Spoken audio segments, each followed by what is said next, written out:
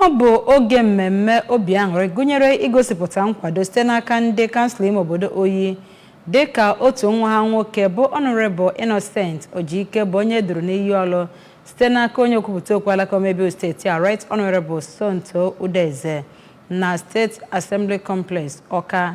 Ya bụ ido n'iyi dọtara ọtụtụ ndị otu dịgasị iche iche ndị enyi nakwa ndị na-echere onye omebe iwu ọfụ ahụ echiche ọma. Kere akụkọ a n'uju ka abụ ihe si wee gaa. As a member of House of Assembly, I will perform my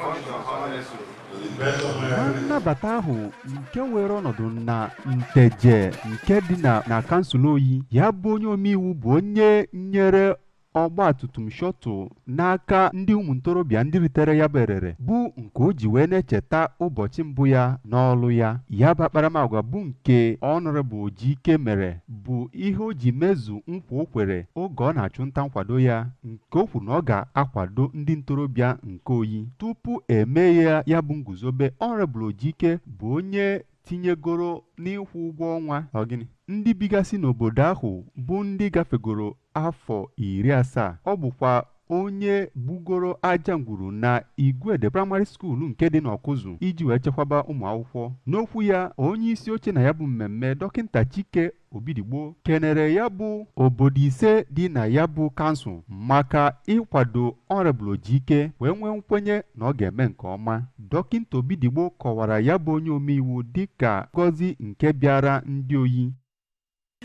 Wee gbakọ aka the whole 5 communities in Oyi wee jikọ aka wee tụọrọ votu nke ya bụrụ nke maka na votu atụ Ka ọ na-ekwukwa okwu, onye Director General Ojike Campaign Organization Chief Obiezani kwuru na ndị Oyi kwadoro ya bụ onye omeiwu mgbe ọ na-achụ nta nkwado ya. O kenekwara ndị otu pati apụga maka enyemaka ha mgbe ha na-eme ya bụ nta nkwado. Ihe ndị pụtara iche emere na ya bụ mmemme bụ ịkpụnye ebile bụ nke akpụnyere ya bụ onye omeiwu site n'aka obodo Odumodu nakwa ndị otu ọdịmma ụmụnya group, ndị Eagles Mind Movement nakwa ndị otu apụga ndị si Oyi bụ ndị bịakwara ya bụ mmemme.